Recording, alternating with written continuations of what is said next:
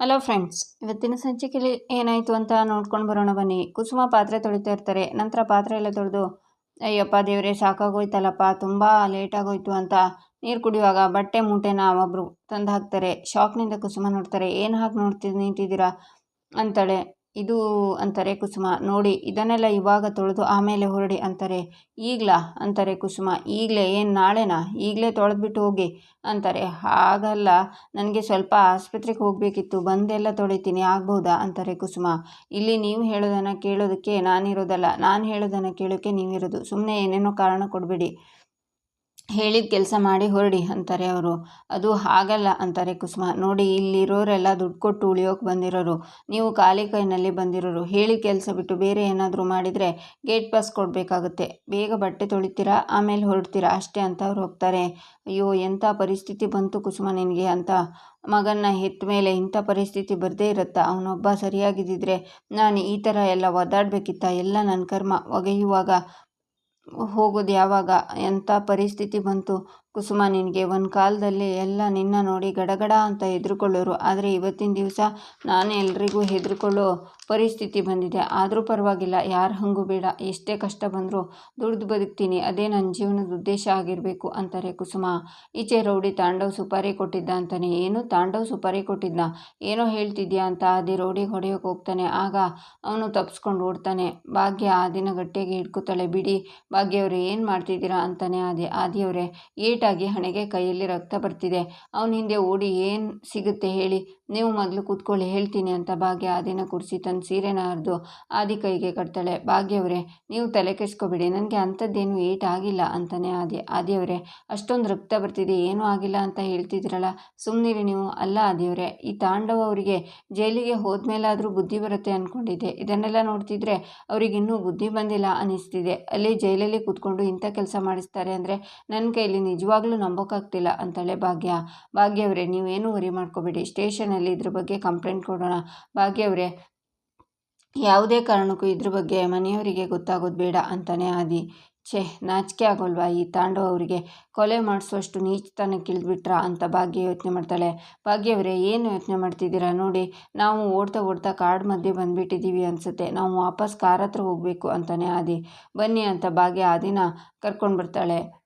ಆದಿಯವರೇ, ನಾವು ಯಾಕೋ ದಾರಿ ತಪ್ಪಿತ್ತಿದ್ದೀವಿ ಅನ್ನಿಸ್ತಿದೆ ಅಂತಾಳೆ ಭಾಗ್ಯ. ನನಗೂ ಹಾಗೆ ಅನ್ನಿಸ್ತಿದೆ ಭಾಗ್ಯ ಅಂತಾನೆ ಆದಿ. ಏನು ಮಾಡೋದು ಅಂತಾಳೆ ಭಾಗ್ಯ. ನೋಡೋಣ ಬನ್ನಿ ಅಂತ ಮುಂದೆ ಬಂದು, ಭಾಗ್ಯವರೇ, ನನ್ನ ಕೈಲಿ ಆಗ್ತಿಲ್ಲ, ನೀರು ಬೇಕು ಅನ್ನಿಸ್ತಿದೆ ಅಂತಾನೆ ಆದಿ.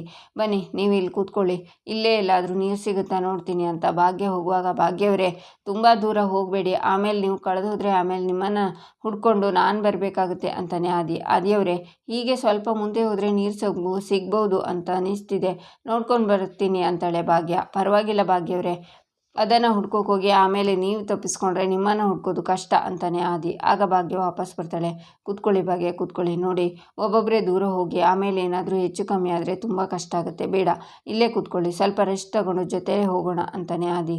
ಇಲ್ಲೇ ಸ್ವಲ್ಪ ಮುಂದೆ ಹೋಗಿ ನೋಡ್ಕೊಂಡು ಬರ್ತೀನಿ, ಎಲ್ಲಾದರೂ ನೀರು ಸಿಗ್ಬೋದು ಅಂತಾಳೆ ಭಾಗ್ಯ. ಬೇಡ ಭಾಗ್ಯ, ನೀವು ಹೋದ್ಮೇಲೆ ಹಾವೇನಾದರೂ ಬಂದುಬಿಟ್ರೆ, ಮೊದಲೇ ನನಗೆ ಹಾವು ಕಂಡ್ರೆ ಭಯ ಅಂತಾನೆ ಆದಿಯವರೇ, ಈ ಸಮಯದಲ್ಲೂ ನಿಮಗೆ ತಮಾಷೆನಾ? ಅಯ್ಯೋ ರಾಮ, ಮೊದಲು ನಾವು ದಾರಿ ಹುಡುಕಬೇಕು ಅಂತಾಳೆ ಭಾಗ್ಯ. ಹುಡ್ಕೋಣ ಭಾಗ್ಯ, ಮೊದಲು 5 ನಿಮಿಷ ಕೂತ್ಕೊಂಡು ರಿಲ್ಯಾಕ್ಸ್ ಆಗಿ ಆಮೇಲೆ ಜೊತೆಲೇ ಹುಡ್ಕೋಣ ಅಂತಾನೆ ಆದಿ. ನಂತರ ಇಬ್ಬರು ಅಲ್ಲಿಂದ ಹೊರಡ್ತಾರೆ. ಆದಿಯವರೇ, ನಿಮಗೆ ತುಂಬ ಸುಸ್ತಾಗಿದೆ ಅಂತ ಗೊತ್ತು, ನಾನು ಇಲ್ಲೇ ನೀರು ಹುಡುಕ್ತಿದ್ದೆ ತಾನೇ, ಬಿಡೋದೇ ಇಲ್ಲ ಅಂತೀರಾ ಅಂತಾಳೆ ಭಾಗ್ಯ. ಆಯ್ತಾಯ್ತು ಭಾಗ್ಯ ಅವರೇ, ಬನ್ನಿ ಕೂತ್ಕೊಳ್ಳೋಣ ಅಂತ ಮತ್ತೆ ಕೂತ್ಕೋತಾರೆ. ಭಾಗ್ಯ, ನಾವು ತುಂಬ ದೂರ ಬಂದುಬಿಟ್ಟಿದ್ದೀವಿ ಅನ್ನಿಸ್ತಿದೆ, ಇಷ್ಟು ದೂರ ಬಂದರೂ ಯಾರೋ ಒಬ್ಬರು ಓಡಾಡೋದೇ ಕಾಣಿಸ್ತಿಲ್ಲ, ಬಹುಶಃ ಇವತ್ತು ರಾತ್ರಿ ಇಲ್ಲೇ ಉಳ್ಕೋಬೇಕಾಗುತ್ತೋ ಏನೋ ಅಂತಾನೆ ಆದಿ. ನನಗೂ ಹಾಗೆ ಅನ್ನಿಸ್ತಿದೆ ಆದಿಯವರೇ ಅಂತಾಳೆ ಭಾಗ್ಯ. ಅಲ್ಲ, ಇಲ್ಲಿ ಏನೇನು ಪ್ರಾಣಿಗಳಿದೆಯೋ ಏನೋ ಅಂತಾನೆ ಆದಿ. ಯಾಕೆ ಆದಿಯವರೇ, ಭಯ ಆಗ್ತಿದೆಯಾ ಅಂತ ನಗ್ತಾಳೆ ಭಾಗ್ಯ. ಭಯನಾ? ನನಗ ಚಾನ್ಸೇ ಇಲ್ಲ ಅಂತಾನೆ ಆದಿ. ಹೌದೌದು, ಆಗ ಯಾರೋ ಹಾವು ಬಂದರೆ ಏನು ಮಾಡೋದು ಅಂತ ಭಯ ಪಡ್ಕೋತಾ ಇದ್ರು ಪಾಪ ಅಂತಾಳೆ ಭಾಗ್ಯ. ಅಲ್ಲ, ಹಾವು ಅಂತಿರುವಾಗ ಒಬ್ಬರು ಹೆಂಗಸು ಸೌದೆ ಹೊತ್ಕೊಂಡು ಹೋಗ್ತಿರ್ತಾರೆ. ಮೇಡಮ್, ಅಕ್ಕ ಅಂತ ಇಬ್ಬರು ಕರೀತಾರೆ. ಆಗ ಅವಳು ಮಾತಾಡದೆ ಹೋಗುವಾಗ, ಅಕ್ಕ 1 ನಿಮಿಷ ಅಕ್ಕ, ಕುಡಿಯೋ ನೀರು ಸಿಗುತ್ತಾ ಪ್ಲೀಸ್ ಅಂತಾಳೆ ಭಾಗ್ಯ. ಆ ಹೆಂಗಸು ನೀರು ಕೊಡ್ತಾರೆ, ಇಬ್ಬರು ಕುಡಿತಾರೆ. ಥ್ಯಾಂಕ್ ಯು ಸೋ ಮಚ್ ಅಕ್ಕ, ನಮಗೆ ನಿಮ್ಮಿಂದ ಒಂದು ಹೆಲ್ಪ್ ಆಗಬೇಕಿತ್ತು ಅಕ್ಕ. ಅದೇನಾಯಿತು ಅಂದರೆ, ನಾವಿಬ್ಬರು ಒಂದು ಕೆಲಸದ ಮೇಲೆ ಹೋಗ್ತಾ ಇದ್ವಿ ಅಂತ ನಡೆದಿರೋದನ್ನೆಲ್ಲ ಭಾಗ್ಯ ಹೇಳ್ತಾಳೆ. ಸರಿ ಬನ್ನಿ ನನ್ನ ಜೊತೆ ಅಂತಾಳೆ ಆ ಹೆಂಗಸು. ಈಚೆ ತನ್ವಿ ಕೆಫೆಯಲ್ಲಿ ಕೆಲಸ ಮಾಡ್ತಾ ಇರ್ತಾಳೆ. ಅವಳಿಗೆ ಪೂಜಾ ಕಾಲ್ ಮಾಡ್ತಾಳೆ. ಅಜ್ಜಿ ಮನೆಗೆ ಬಂದಿರ್ಬೋದಾ ಅಂತ. ತನ್ವಿ ಹಲೋ ಅಂತಾಳೆ. ಹಲೋ ತನ್ವಿ, ಎಲ್ಲಿದ್ಯಾ ಅಂತಾಳೆ ಪೂಜಾ. ಕಾಲೇಜ್ ಹತ್ರ ಇದ್ದೆ ಚಿಕ್ಕಿ, ಸ್ಪೆಷಲ್ ಕ್ಲಾಸ್ ಇತ್ತು. ನೀನೆಲ್ಲಿದ್ಯಾ ಅಂತಾಳೆ ತನ್ವಿ. ನಾನು ಮನೇಲಿದ್ದೀನಿ. ಅತ್ತೆ ಏನಾದರೂ ಕಾಲ್ ಮಾಡಿದ್ರಾ ಅಂತಾಳೆ ತನ್ವಿ. ಇಲ್ಲ ಚಿಕ್ಕಿ, ನಾನು ತುಂಬ ಟ್ರೈ ಮಾಡಿದೆ, ಅವ್ರ ಫೋನ್ ಸ್ವಿಚ್ ಆಫ್ ಆಗಿದೆ ಅಂತಾಳೆ ತನ್ವಿ. ಅಕ್ಕ ಬೇರೆ ಮನೆಯಲ್ಲಿ ಇಲ್ಲ, ಎಲ್ಲಿ ಹೋಗಿದ್ದಾರೆ ಅಂತ ಗೊತ್ತೇ ಆಗ್ತಿಲ್ವಲ್ಲ. ತನ್ವಿ ಮನೆ ಬಾಗಿಲು ಬೇರೆ ಹಾಕಿದ್ದಾರೆ ಅಂತ ಹೇಳ್ತಿದ್ಯಾ? ಅಮ್ಮಂಗೆ ಕಾಲ್ ಮಾಡಿ ಕೇಳಿದರೆ ನನಗೆ ಗೊತ್ತಿಲ್ಲ ಅಂತ ಹೇಳ್ತಿದ್ದಾರೆ ಅಂತಾಳೆ ಪೂಜಾ. ಸೇಮ್ ಹಿಯರ್, ನನಗೂ ತುಂಬ ಟೆನ್ಷನ್ ಆಗ್ತಿದೆ ಚಿಕ್ಕಿ. ಅಜ್ಜಿ ಯಾವತ್ತೂ ಫೋನ್ ಸ್ವಿಚ್ ಆಫ್ ಮಾಡ್ಕೊಳ್ಳಲ್ಲ ಅಂತಾಳೆ ತನ್ವಿ. ಈ ತನ್ಮಯನ ನೋಡಿದರೆ ಅಜ್ಜಿ ನೋಡಬೇಕು ಅಂತ ಹಠ ಮಾಡ್ತಾನೆ ಇದ್ದಾನೆ. ಅವನಿಗೆ ಏನಂತ ಹೇಳಿ? ಅವ್ರ ಮನೇಲಿಲ್ಲ ಅಂದರೆ 1000 ಪ್ರಶ್ನೆ ಕೇಳ್ತಾನೆ. ಒಂದು ಕೆಲಸ ಮಾಡ್ತೀನಿ, ಈಗಲೇ ತನ್ಮಯನ ಕರ್ಕೊಂಡು ನಿನ್ನ ಕಾಲೇಜ್ ಹತ್ರ ಬರ್ತೀನಿ. ಅಲ್ಲಿಂದ ಅತ್ತೆ ಮನೆಗೆ ಹೋಗೋಣ.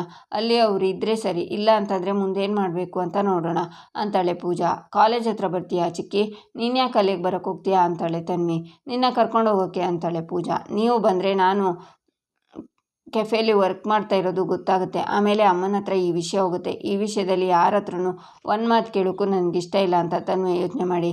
ಅಲ್ಲ ಚಿಕ್ಕಿ, ನೀನು ಯಾಕೆ ಇಷ್ಟೊಂದು ಗಡಿಬಿಡಿ ಮಾಡ್ತಿದ್ದೀಯ? ಅಜ್ಜಿ ಎಲ್ಲೂ ಹೋಗಿರಲ್ಲ, ಸೇಫಾಗಿರ್ತಾಳೆ ಅಂತಾಳೆ ತನ್ವಿ. ನಿಂದೊಳ್ಳೆ ಕತೆ ಆಯ್ತಲ್ಲ ತನ್ವಿ, ನೀನೇ ತಾನೇ ಅಜ್ಜಿ ಕಾಣ್ತಿಲ್ಲ ಅಂತ ಕಾಲ್ ಮಾಡಿ ಟೆನ್ಷನ್ ಕೊಟ್ಟಿದ್ದು ಅಂತಾಳೆ ಪೂಜಾ. ಟೆನ್ಷನ್ ಕೊಟ್ಟಿದ್ದು ನಿಜ. ಆಮೇಲೆ ಯೋಚನೆ ಮಾಡಿದೆ, ತಾತನ ಕರ್ಕೊಂಡವರು ಹಾಸ್ಪಿಟ್ಲಿಗೆ ಹೋಗಿರ್ಬೋದು ಚಿಕ್ಕಿ. ತಾತನ ಚೆಕಪ್ ಯಾವಾಗಲೂ ಲೇಟಾಗೇ ಮುಗಿಯೋದು, ಅವ್ರು ಯಾವಾಗಲೂ ಲೇಟಾಗೇ ಬರೋದು. ಇವತ್ತೇನಾದರೂ ಬಂದಿಲ್ಲ ಅಂದರೆ ನಾಳೆ ಮನೆ ಹತ್ರ ಹೋಗಿ ನೋಡ್ತೀನಿ ಅಂತಾಳೆ ತನ್ವಿ. ಆದರೂ ತನ್ಮಯ ಇಲ್ಲಿ ಅನ್ನುವಾಗ ಅಲ್ಲಿ ತನ್ವಿ ಒಂದು ಕ್ಯಾಪ್ಷನ್ ಅಂತ ಆರ್ಡ್ರ್ ಮಾಡ್ತಾರೆ. ಆಗ ತನ್ವಿ ಅವನು ಯಾವಾಗಲೂ ಹಾಗೆ ಚಿಕ್ಕಿ, ಸ್ಟುಪಿಡ್, ನನಗೆ ಕಂಪ್ಯೂಟರ್ ಕ್ಲಾಸ್ ಇದೆ, ಆಮೇಲೆ ಕಾಲ್ ಮಾಡ್ತೀನಿ ಅಂತ ಪಟ್ಟ ಕಾಲ್ ಕಟ್ ಮಾಡಿರ್ತಾಳೆ. ಶ್ರೇಷ್ಠ ಆಂಟಿ ಬಹುಶಃ ಇರಿಟೇಟ್ ಮಾಡಿರಬೇಕು, ಅದಕ್ಕೆ ಕೋಪ ಬಂದು ಎಲ್ಲೋ ಹೊರಗಡೆ ಹೋಗಿರ್ಬೋದು. ಇವತ್ತು ಒಂದಿನ ವೆಯ್ಟ್ ಮಾಡೋದು ಬೆಟರ್ ಅನಿಸುತ್ತೆ ಅಂತ ತನ್ವಿ ಯೋಚನೆ ಮಾಡ್ತಾಳೆ. ಈಚೆ ಕನ್ನಿಕಾ ರೂಮಲ್ಲಿ ಕೂತ್ಕೊಂಡು ಫೋನಲ್ಲಿ ಅಕ್ಷತಾ ಹತ್ರ ಇನ್ನೇನು ಆದಿ ಬ್ರೋ ಭಾಗ್ಯ ಬಂದೇ ಬಿಡ್ತಾರೆ, ನನ್ನ ಕೆಲಸ ಇನ್ನೂ ಮುಗ್ದೇ ಇಲ್ಲ ಅಂತಾಳೆ. ಅವರು ಬರೋದು ಹೇಗಾದರೂ ಡಿಲೇ ಮಾಡಿಸು ಅಂತಾರೆ ಅಕ್ಷತಾ. ಹೇಗೆ ಡಿಲೇ ಮಾಡೋದು ಅಂತಾಳೆ ಕನ್ನಿಕಾ. ನಿಮ್ಮ ಡ್ಯಾಡ್ ಹತ್ರ ಮಾತಾಡು ಅಂತಾರೆ ಅಕ್ಷತಾ. ಡ್ಯಾಡ್ ಹತ್ರ ಮಾತಾಡೋದು ಕಷ್ಟ, but we can do one thing. ಅವರಿಬ್ಬರು ವಾಪಸ್ ಬಂದ ಮೇಲೆ ಅವರನ್ನು ಬ್ಯುಸಿ ಇಡೋದಕ್ಕೆ ಟ್ರೈ ಮಾಡ್ಬೋದು. ಆಗ ನಮ್ಮ ಪ್ಲ್ಯಾನ್ ವರ್ಕ್ ಆಗುತ್ತೆ ಅಂತಾಳೆ ಕನ್ನಿಕಾ. ಆಗ ಮೀನಾಕ್ಷಿ ಸಿಟ್ಟಿಂದ ಬಂದು ನಿಂತಿರ್ತಾರೆ. ಓ ಗಾಡ್, ಅತ್ತೆಗೆಲ್ಲ ಗೊತ್ತಾಯ್ತಾ ಅಂತ ಕನ್ನಿಕಾ ನೋಡ್ತಾಳೆ. ಹಲೋ ಹಲೋ ಅಂತ ಅಕ್ಷತಾ ಕಾಲ್ ಕಟ್ ಮಾಡ್ತಾಳೆ. ಕನ್ನಿಕಾ, ನಿನಗೆ ಮಾಡೋಕ್ಕೆ ಬೇರೆ ಕೆಲಸ ಇಲ್ವಾ? ಯಾಕೆ ಅವ್ರ ಬಗ್ಗೆ ಮಾತಾಡ್ತಿದ್ಯಾ? ಈ ಮನೇಲಿ ಅವ್ರ ಬಗ್ಗೆ ಮಾತಾಡೋದನ್ನು ನನಗೆ ಸಹಿಸೋಕ್ಕಾಗಲ್ಲ, ಅರ್ಥ ಆಯ್ತಾ ಅಂತ ಮೀನಾಕ್ಷಿ ಹೋಗ್ತಾರೆ. ಅತ್ತೆಗೇನಾಗಿದೆ, ಯಾಕೆ ಹೀಗಾಡ್ತಿದ್ದಾರೆ ಅಂತ ಕನ್ನಿಕಾ ಯೋಚನೆ ಮಾಡ್ತಾಳೆ. ಈಚೆ ಆದಿಭಾಗ್ಯನ ಆ ಹೆಂಗಸು ತನ್ನ ಮನೆಗೆ ಕರ್ಕೊಂಡು ಬರ್ತಾಳೆ. ಆಗ ಇನ್ನೊಬ್ರು, ಯಾರು ಪದ್ದು, ಯಾರನ್ನೋ ಕರ್ಕೊಂಡು ಬಂದಿದ್ಯಾ, ಯಾರಿವರು ಅಂತ ಕೇಳ್ತಾರೆ. ಬೆಟ್ಟದ ಮೇಲೆ ಯಾರೋ ದಾರಿ ತಪ್ಪಿಸ್ಕೊಂಡು ಬಂದುಬಿಟ್ಟಿದ್ರು, ಯಾರೋ ಹೊಡೆಯೋಕೆಲ್ಲ ಬಂದಿದ್ರಂತೆ, ನೋಡಿ ಏಟಾಗಿದೆ ಅಂತಾರೆ ಪದ್ದು. ಎಲ್ಲಿಂದ ಬಂದಿದ್ದು ನೀವು ಅಂತ ತಾತ ಕೇಳ್ತಾರೆ. ಬೆಂಗಳೂರಿನಿಂದ ಅಂತಾನೆ ಆದಿ. ನೋಡೋಕೆ ಒಳ್ಳೆ ರಾಜ್ಕುಮಾರನ ಥರ ಇದೆಯಾ ಬಿಡಪ್ಪ ಅಂತ ಇನ್ನೊಬ್ರು ಆಂಟಿ ಹೇಳ್ತಾರೆ.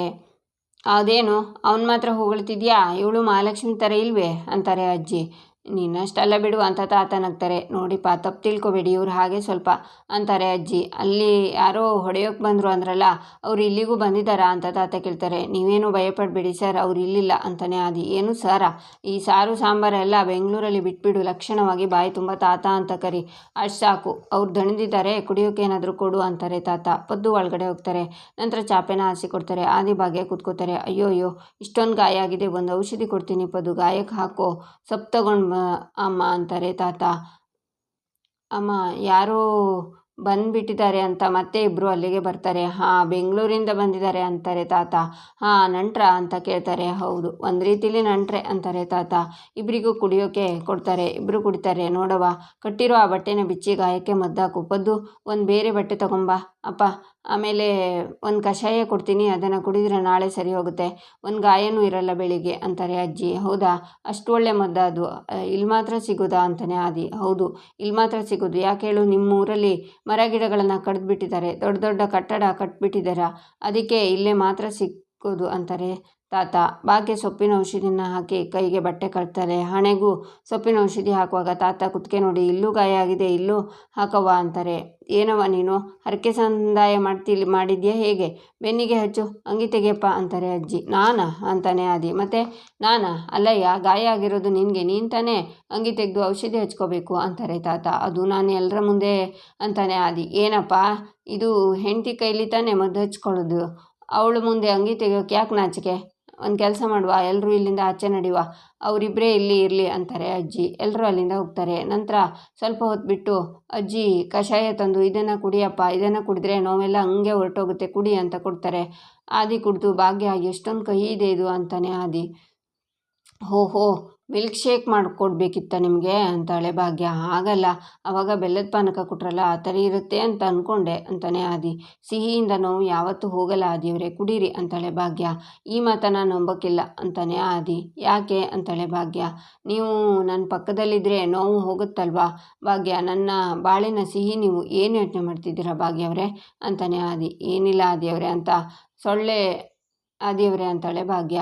ನಂತರ ಆದಿ ಸೊಳ್ಳೆನ ಹೊಡ್ಕೊಳ್ಳುವಾಗ ನೋವಾದ ಗಾಯಕ್ಕೆ ತಾಗಿ ಅಂತ ಕೂಗ್ತಾನೆ. ಆಗ ಆದಿಯವರೇ ಏನಾಯಿತು ಅಂತಾಳೆ ಭಾಗ್ಯ. I am good Bhagya, I am good ಅಂತಾನೆ ಆದಿ. ಏನು ಗುಡ್ಡೋ ಏನೋ ಪಾಪ ನೀವು ಅಂತಾಳೆ ಭಾಗ್ಯ.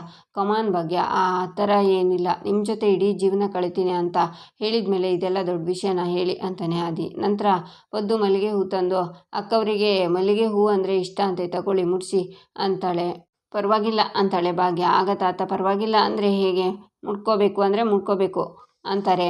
ಆದಿ ಹೂ ಮುಡಿಸ್ತಾನೆ. ಆಗ ಅಜ್ಜಿ, ಎಲ್ಲವ ನಿನ್ನ ಕೈ ಕೊಡು ನೋಡಿ, ಶಾಸ್ತ್ರ ಹೇಳ್ತೀನಿ ಅಂತ ಕೈ ನೋಡಿ, ನಿನ್ನ ಜೀವನ ಮುಳುಗಬಾರ್ದು ಅಂತಾದರೆ ಸರಿಯಾದ ಸಮಯಕ್ಕೆ ಸರಿಯಾದ ಜಾಗದಲ್ಲಿ ನೀನಿರಬೇಕು ಅಷ್ಟೇ ಅಂತಾರೆ ಅಜ್ಜಿ. ಇಲ್ಲಿಗೆ ಈ ಸಂಚಿಕೆ ಮುಕ್ತಾಯವಾಗುತ್ತೆ. ಮುಂದಿನ ಸಂಚಿಕೆಗಾಗಿ ನಮ್ಮ ಚಾನಲನ್ನು ನೋಡಿ ಸಬ್ಸ್ಕ್ರೈಬ್ ಮಾಡಿ, ಲೈಕ್ ಮಾಡಿ, ಸಪೋರ್ಟ್ ಮಾಡೋದನ್ನು ಮರಿಬೇಡಿ.